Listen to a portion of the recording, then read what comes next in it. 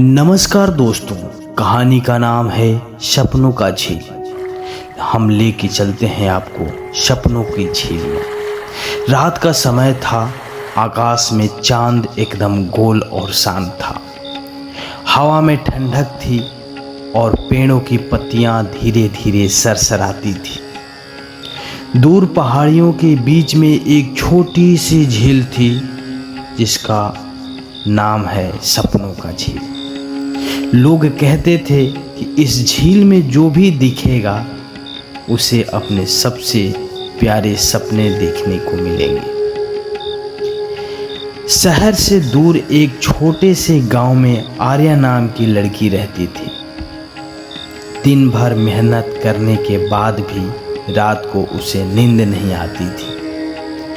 वह छत पर लेटी रहती, चांद को देखती और सोचती, काश मेरे मन को भी थोड़ा सुकून मिल जाता। एक दिन उसने गांव के बूढ़े बाबा से पूछा, बाबा, नींद क्यों नहीं आती है? मन इतना भारी क्यों रहता है?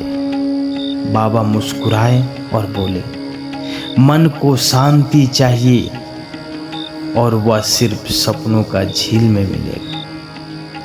आर्या ने हैरान होकर पूछा, वो कहाँ है सपनों का झील?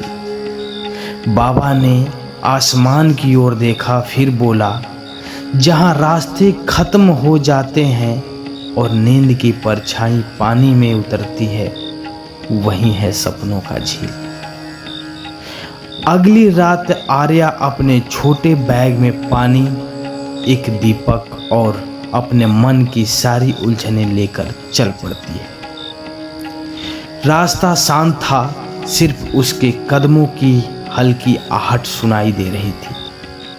कभी कभी उल्लू की आवाज, कभी झिंगुर की गुनगुनाहट, सब मिलकर जैसे एक लोरी सुना रहे हैं।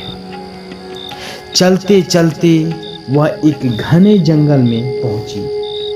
पेड़ के बीच से चांद की रोशनी छनकर गिर रही थी। ऐसा लग रहा था मानो चांद खुद उसका रास्ता दिखा रहा। कई घंटे चलने के बाद अचानक हवा ठंडी हो गई और सामने एक झिलमिलाती झील दिखाई दी। पानी में चांद की परछाई ऐसे चमक रही थी जैसे कोई दर्पण सपनों का संसार दिखा रहा। आर्या झील के किनारे बैठी और अपनी आंखें बंद कर ली। धीरे धीरे हवा उसके बालों से खेल रही थी। पानी की लहरें उसे पुकार रही थी, आर्या, अब बस सोचो मत, महसूस करो। वह धीरे से झील के पास गई, अपनी उंगलियां ठंडे पानी में डुबोई और देखा, पानी में उसका चेहरा नहीं था बल्कि उसका सपना था। वह खुद को एक हरे मैदान में देख रही थी जहां हवा में फूलों की खुशबू थी और चारों ओर सिर्फ शांति, कोई आवाज नहीं, बस सुकून ही सुकून था।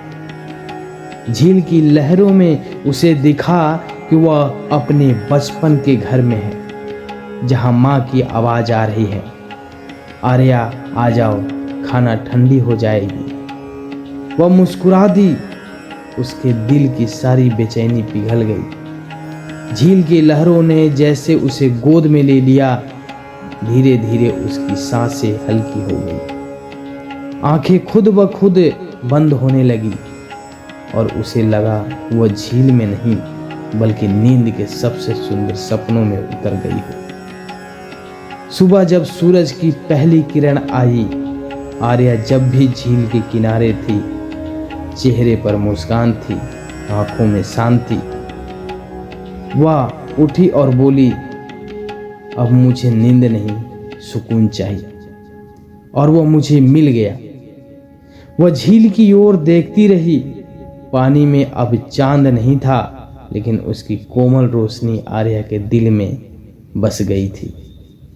कहते हैं जो सपनों का झील तक पहुंच जाता है वह सिर्फ कभी अकेला महसूस नहीं करता, क्योंकि उस रात के बाद उसके हर सपने में झील की लहरें गुनगुनाती है, सो जाओ सब ठीक है।